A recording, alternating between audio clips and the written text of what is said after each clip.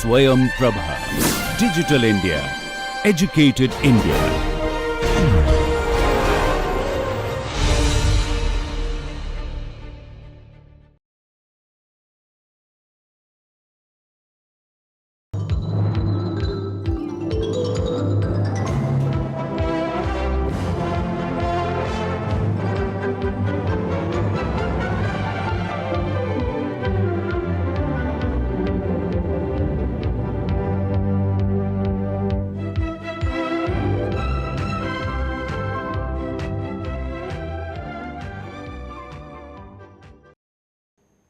Once people enter the organization and become a part of it, one has to look at the human dimension of what makes an organization function, what makes it tick, what makes it operational. And of the 2 or 3 concepts that we will be dealing with in course of these presentations, we will be talking of concerns of teams, concerns of leadership. We will try to understand motivation and try to build it around an action plan which helps perform and take the organizations closer to the fulfillment of their objectives. We begin this trilogy of teams, leadership,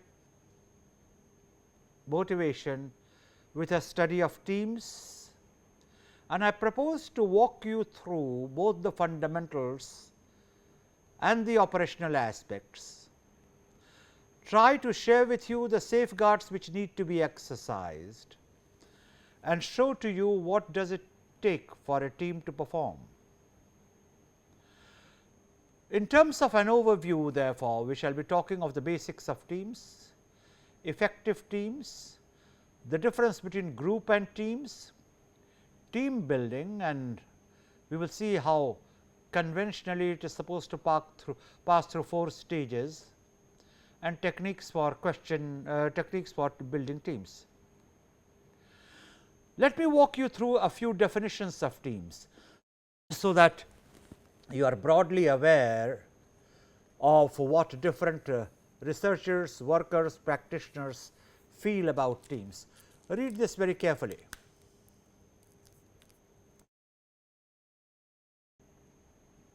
In other words, people in an organization have to produce what somebody may want. It may be in the form of goods, it may be in the form of services. How well and how much a qualitative dimension and a quantitative dimension they do this activity depends upon, really speaking, certain fundamental concepts, and the fundamental concepts involved are knowledge, skills, creativity, commitment, attitude, and of course, the technology employed, and ultimately the quality of those who manage them. While talking of recruitment, I had emphasized the need for quality human beings, because you can't have a quality manager unless you have a quality human being. This is the definition according to Robert B. Mado. We have another definition by Mannion. A longish one, but go through it. The key concepts here are a shared purpose. You can't be a part of the team unless you share the goal. So, shared purpose leads to common performance goals. You need skills which are complementary, and you need skills which can take on from what is delivered at your job and pass on to the next job what is required there. What I have referred to earlier on in these presentations as receivables and deliverables. It has to have a common approach, otherwise the work styles may be mutually negating. So, it is collective work. Essentially, therefore, team is a group of individuals working together towards a common purpose. A fairly standard definition of teams, and I will give you one more, in terms of teams having a sense of integrated work objectives, which have to deliver in a certain framework of resources, and I would like to flag the element of resources also. We need teams when there is a problem to be solved, and remember the word problem here is being used in a managerial context, which means a situation which requires action. So, problem solving is really taking a situation to its next level of growth, but then to achieve that you need a diverse set of talents, a diverse set of skills, diverse set of experiences, and therefore, one person alone cannot do it. The truth is, in the present day and age, nothing can be achieved by one person, nothing worthwhile anyway. So, we need teams most of the times. The difficulty is, even if there is universal compatibility in terms of talent, in terms of skills, in terms of shared goals, people have different paces of work. Somebody likes to do things yesterday, somebody wants to do it at once, somebody has procrastination built into his DNA, he can never do anything in time. And of course, the people who take the cake are the people who simply do not care. It is not always possible to filter all this at the time of recruitment. So, team building needs continuous nurturance. When the problem spans across an organization's functions or services and involves a beginning to end process, then also you need teams. When a solution to a challenge requires organizationally diverse buy-in and ownership, then you need teams. It would appear that advantages of teams are fairly widely accepted. However, even the obvious at our level of work at times needs elaboration, because it requires filling in of gaps, creating attitudes, and contributing to the knowledge wherewithal of the listeners. So, briefly, the advantages of teams involve better communication, because each one knows what the other one is doing.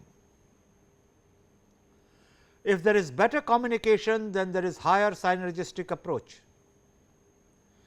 The sharing of skills and talents creates a great degree of homophily, extent of bonding which will not be possible if people are in a standalone mode. Learning from and about each other in terms of strengths and styles is essential. the increased job scope and responsibilities provide a relationship where the boundaries of roles need not be very rigid. Hence, there is room to grow and ways to retain employees and volunteers.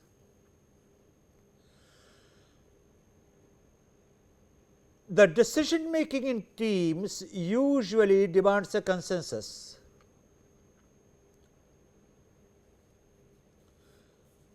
And which commonly results in improved morale and energy. But the picture is not all honky dory, because it is not always possible to create teams,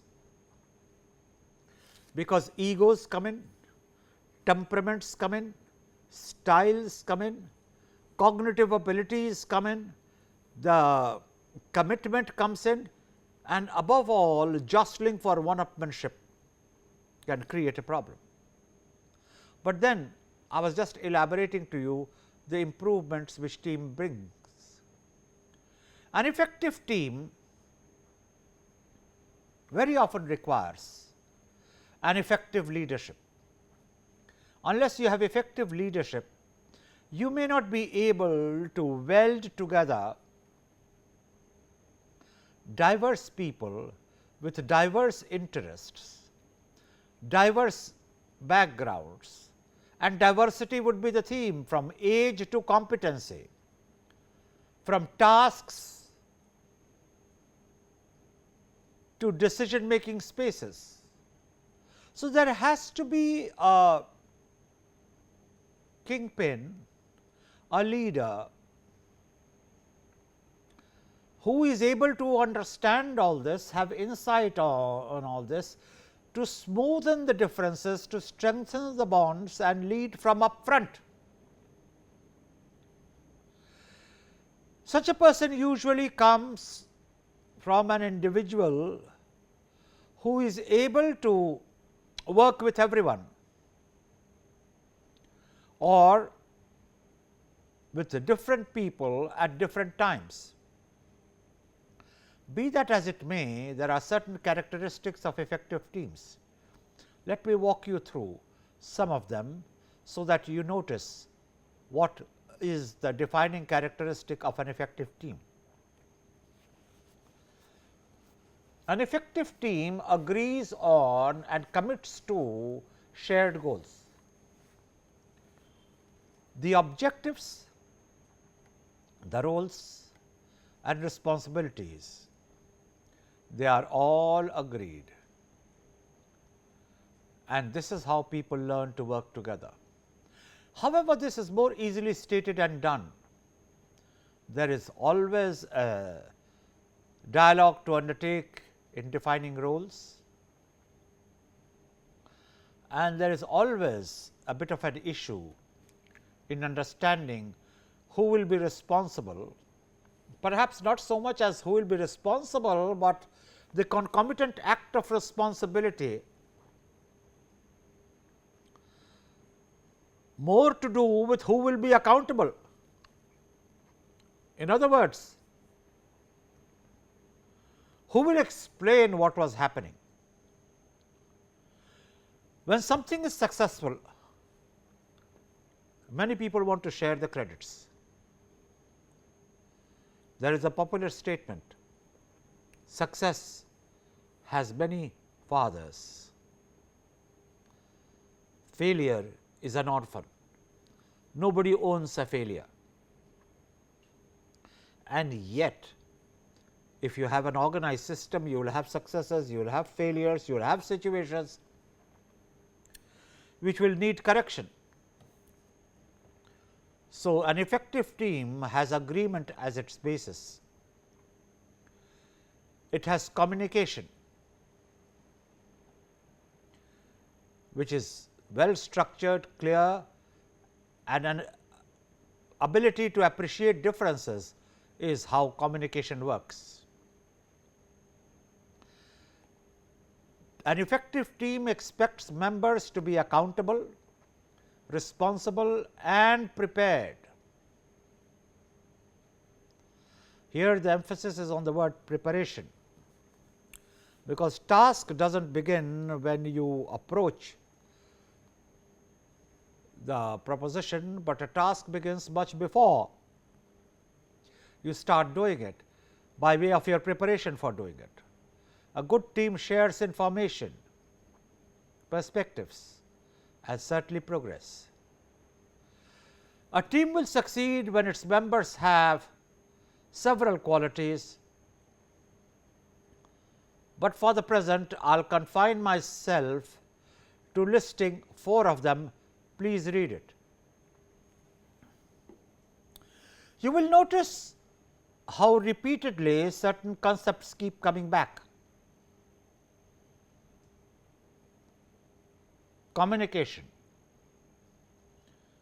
and it usually has an adjective. It must be honest, it must be open, it must be credible, it must be upfront.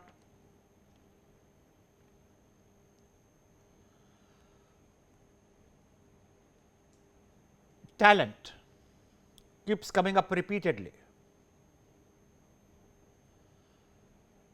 Trust. These are generic qualities of performance which affect not only teams, but all that goes along with it. Now, these are just 4 givens which are required for success. They are by no means exhaustive, but they are supposed to set your mind thinking. There is a great need to understand the difference between a group and a team. The most important differentiating characteristic between a group and a team is a group which may not have any specific task at hand. It may have been just formed on the spot for greater purpose, nothing more than just being together. It can be for a simple exchange of ideas, having a good time, filling time, more for the better and perhaps at times for the worse. The teams, however, have a given objective and therefore encourage a strong sense of identification.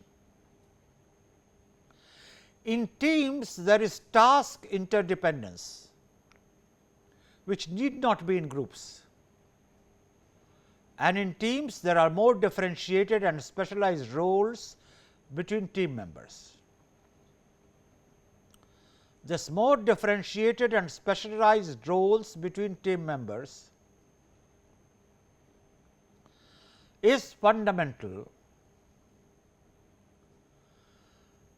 to appreciating the nuances and appreciating the essentials of what is it that makes a team tick,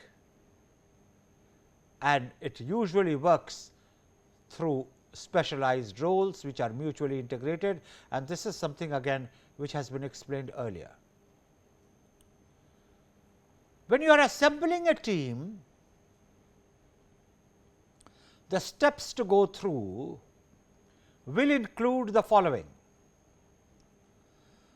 define membership, the skills, the expertise needed on it. Look for diversity and representation. Choose people that maximize your strengths and compensate for weaknesses. Now, this is a very, very simplistic definition of teams. Much can be said in its favor and it can also be shredded. We may have time for neither. At your level of work, it is perhaps important to run you through this, so that your fundamentals in teams and its activities are put in position.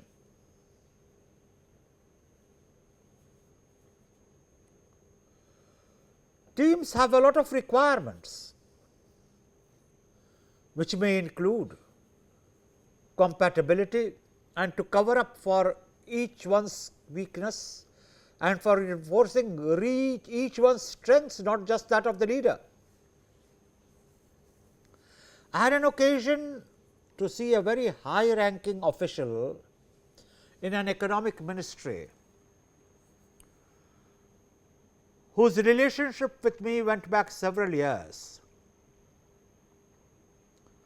So, he let his office know that I was visiting, and therefore, I had no issues with security, gate pass, gaining access to his office.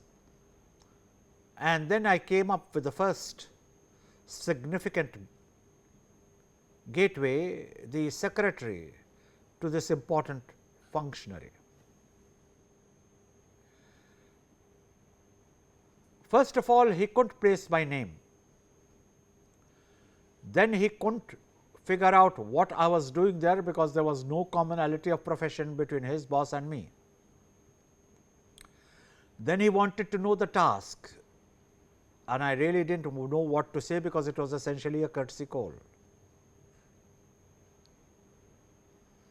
So, to cut short of it all, I said, don't worry about all this, I have an appointment, how long is it for? He said, it's half an hour. So, his next question was, and what will you do for half an hour? By which stage I lost my patience, and I said, I don't know how to answer that. Ask your boss why he put aside half an hour and what he proposes to talk to me, and that confused him even further. So, I sat and waited my turn, and as I saw him go around his task, I could get the feeling that he was a little less than average, both in terms of talent and competency. When I went into the room to see the important official, I said, how do you deal with such a secretary? So, he smiled and he said, Doc, you don't sit in my chair, therefore, you don't have the issues to deal with which I have to. I follow a very simple principle: never keep a subordinate which is smarter than you yourself, because he will create more problems and will be forever snooping all around you. I have of course no answers to give to that kind of a proposition, nor do I wish to discuss it. I am merely quoting a remark from the field from somebody at least who knew what he wanted. When you create a team, what kind of people you assemble will be a factor of your world view, would be a factor of your requirement, and will be a factor of what will work for you. Having said that, let us go on more with a specific elaboration at your level of understanding, and simply state, you assemble a team by defining a common purpose or goal. Without this, the group will become hierarchical. But it is equally true that at times you need a hierarchical team. Now, how do you have a hierarchical team? You have a hierarchical team by making sure the integration is keeping in mind the scalar principle. Therefore, here again an adaptation which you will have to carry out from real life. All teams need not be flat, whereas the textbook will tell you define a common purpose and a goal, and there will be views on hierarchy. Determine the team's duration, short term, task oriented is generally better. This again has exceptions, but I think I have said enough which will lead you to screen all this as you mature, as you have a work experience, and as you put together yourself with teams or teams with you. Make sure those responsible for implementing the solutions are on the team. Create small teams, 3 to 10, fast paced, interaction and greater success. Now, there is nothing magical about these figures. I do not expect you to swear by it. It is a notional figure. Develop clear terms of reference and job description. Now, much of this need not be done consciously and need not be done on paper. The amazing thing is, even if you did not do it in paper, it will get done. People will not interact with each other without some clarity on what they are supposed to do and what the other person is supposed to do. And finally, identify the team leader and define his role clearly. There are certain stages in team building, and I will draw the stages to your attention in stages. First stage is forming. Second is storming. The third is norming. The fourth is performing. So, you go through forming, storming, norming, performing. Now, if you are lost, do not worry, help is at hand. Forming. Forming requires team building, where you define a team, you determine individual roles, you develop trust and communication, and you develop norms. These are stages of forming.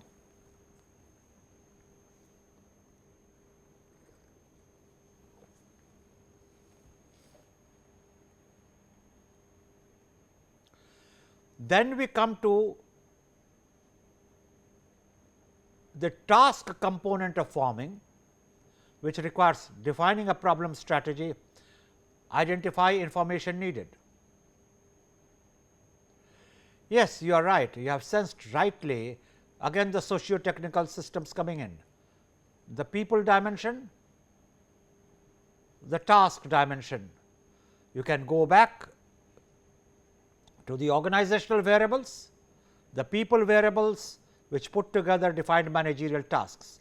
In following these presentations, you will find it useful to keep in mind what you have already learnt and not attempt to take up each lesson independently.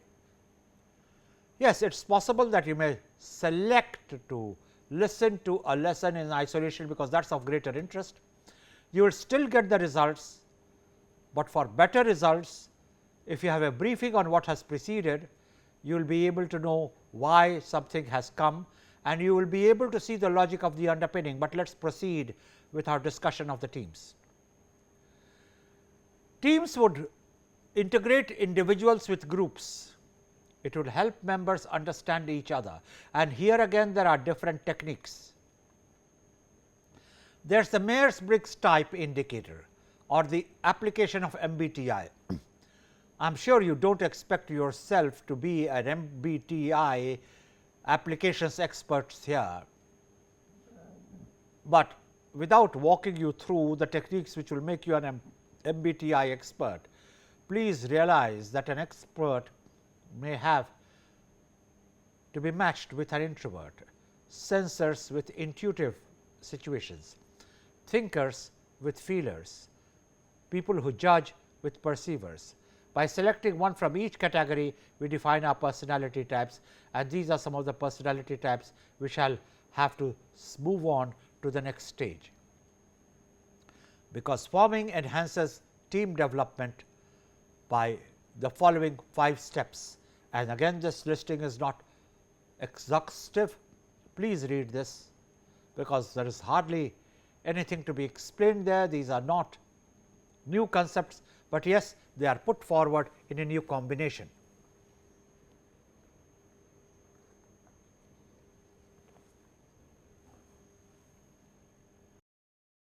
Share responsibility, encourage open dialogue, provide structure, direct team issues, develop a climate of trust and respect.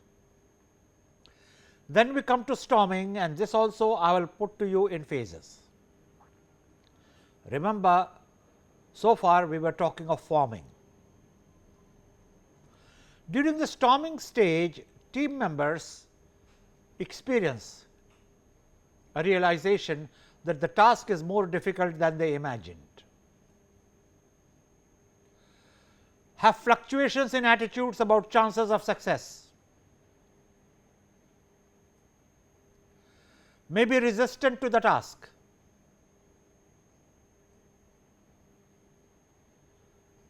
and may have poor collaboration. These situations have to be handled, which is perhaps why this is called storming. Let us move ahead. If you diagnose storming, then you find that you will have to ask yourself certain basic questions. Do we have common goals and objectives? If not, go through a process of redefinition. Do we agree on roles and responsibilities?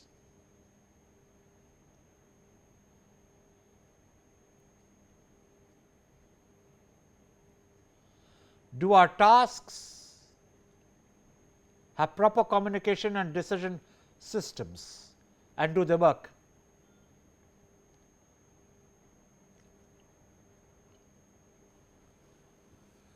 Do we have adequate interpersonal skills?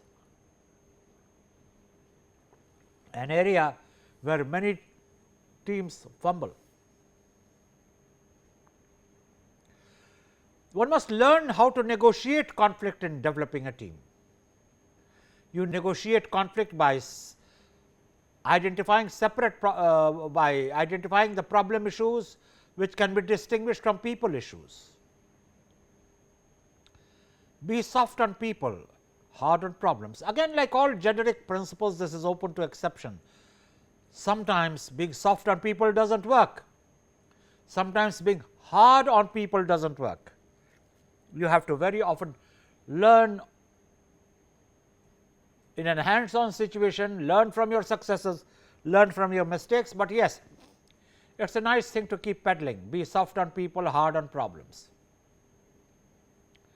Look for underlying needs, goals of each party rather than specific solutions, because each one has an agenda. We move from negotiating conflict to storming in terms of the results. The act of storming enhances team development by joint problem solving. Storming creates an ambience of joint problem solving. It creates norms in which a reconciliation of different points of views may be accepted, may be attempted, may be frozen. It identifies decision making procedures, and no organization can really function unless it has some decision making procedures. It encourages a two-way communication, and above all, the resultant of any team effort has to be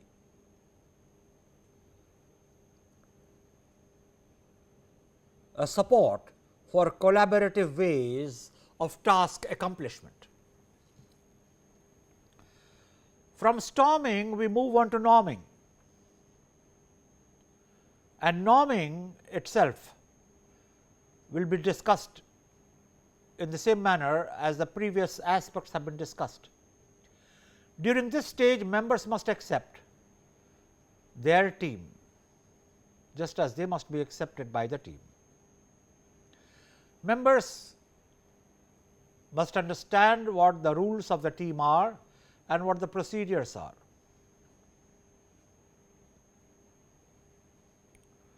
Members have their roles in teams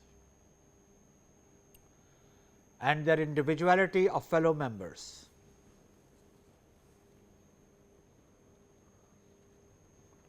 This has to be not only identified, this has to be accepted and internalized.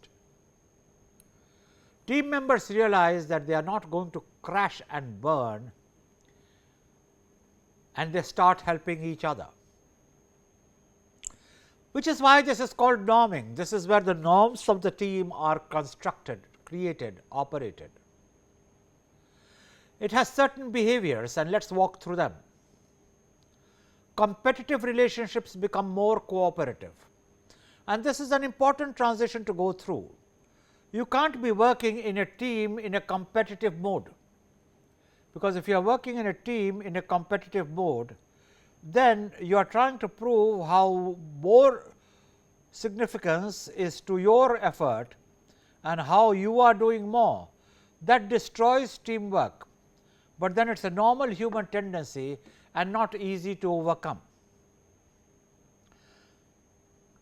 There is a willingness to confront issues and solve problems, not to create problems and let that prove to the other person that he is not good enough. Teams develop the ability to express criticism constructively.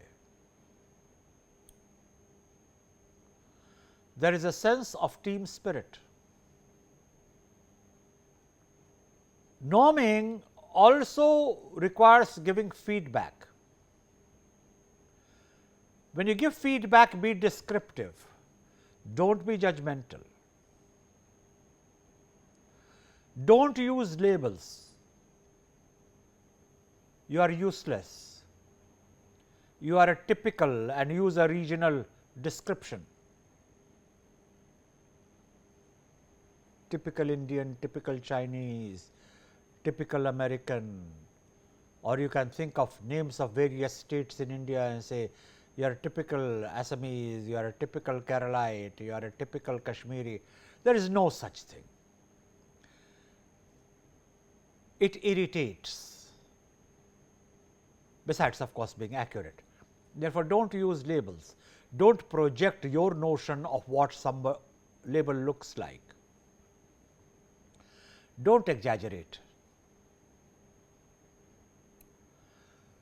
Water may have dripped on something in small portion to wet a side of a carton. Do not say it has poured and the whole thing is wet. The amazing thing is, people talk that way without knowing that they are talking that way. Now, that may or may not be all right in everyday expression, but in a professional situation this is simply not acceptable. Do not exaggerate, be precise. Do not be judgmental. You are that way. What does that mean? Avoid judgment. Speak for yourself. Expressions like it seems to me. I would be of the view. Do not start speaking for people who have not asked you to speak for them. That is the way to give feedback, and do not use very irritating sentences like everyone is saying so. Restrict your feedback to things you know for certain. Do not speculate. Human mind is difficult to deal with because very often it rushes in to fill the gaps in information which it has not had, and that need not always be right. And finally, help people hear and accept your compliments when giving positive feedback, and they will always hear and accept your compliments if you genuinely mean it. In fact, my personal suggestion is, do not pay a compliment till you mean it. People know when you are flattering, and people know when you are doing it for the sake of an effect. I was saying this to a group, and once somebody turned back to me and said, well, then you may have nothing to say by way of a nice word. I said, again, take my view on it and consider it. Everyone has some strength to appreciate, everyone. Identify that trait, pay a compliment at that level, but always do it honestly. Insincere compliments do probably more harm than good.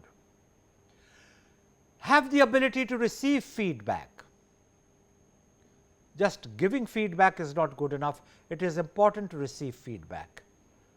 which means listen carefully, and this is a part of being a member of the team, and especially a good member of the team. You must be a good listener. Ask questions for the sake of clarity, not for one-upmanship, not to prove that the other person is wrong, not to make a cause and effect. By registering your presence and showing how smart and brilliant you are. Acknowledge the feedback, because when you acknowledge the feedback, you are making the other person feel desirable, wanted and worthwhile, for ensuring that the effort he put in to analyze and help you grow is duly appreciated. Acknowledge the valid points. You do not have to agree with all the feedback, but you must agree with what is agreeable according to you. Take time to sort out what you heard. Do not go by the first impression, it may be all wrong. You may be assuming things about behavior which are simply not true. Norming enhances team development by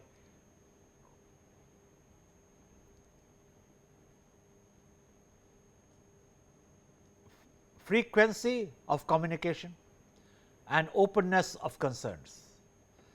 It encourages members to manage the team process. The focus is on team process. Norming also gives positive and constructive feedback. Norming supports consensus decision making efforts. Norming delegates to team members as much as possible. So, this is the summation of the advantages of norming.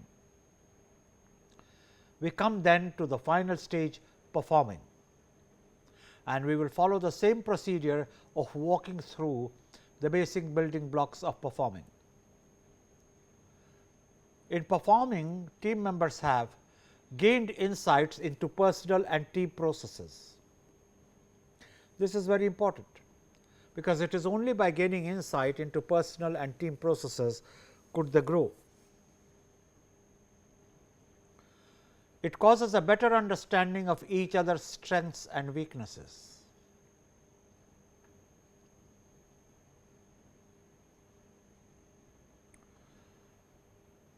One gains the ability to prevent or work through group conflict and resolve differences.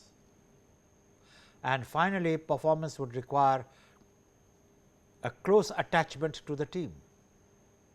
These put together lead to the following results and following actions. Performing enhances team development by offering feedback when requested, encouraging ongoing self-assessment, develop team members to their fullest potential, look for ways to increase team's capacity. Now, you can see that these 5 components are really speaking distillations of what has already been explained. It is the highway to effective development of teams.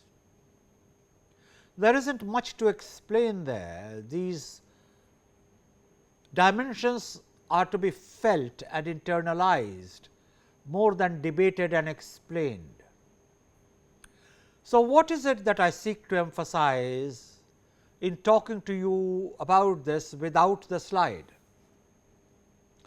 What I mean to emphasize is a good team when it helps the individual to grow, and the individual and the team must grow together, and that is when the best results come in.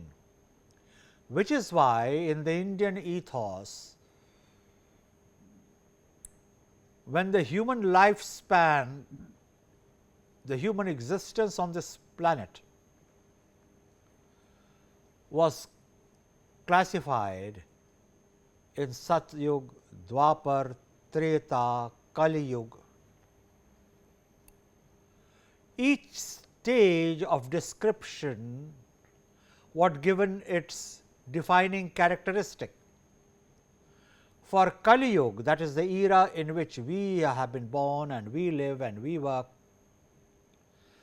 the description was Sanghe Shakti, which means essentially in Kali Yuga, strength lies in being together.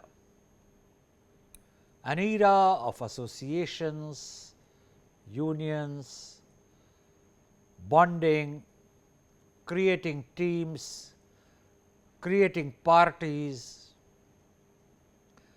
creating identities. If you notice, everything in the present times requires more than one to forge ahead.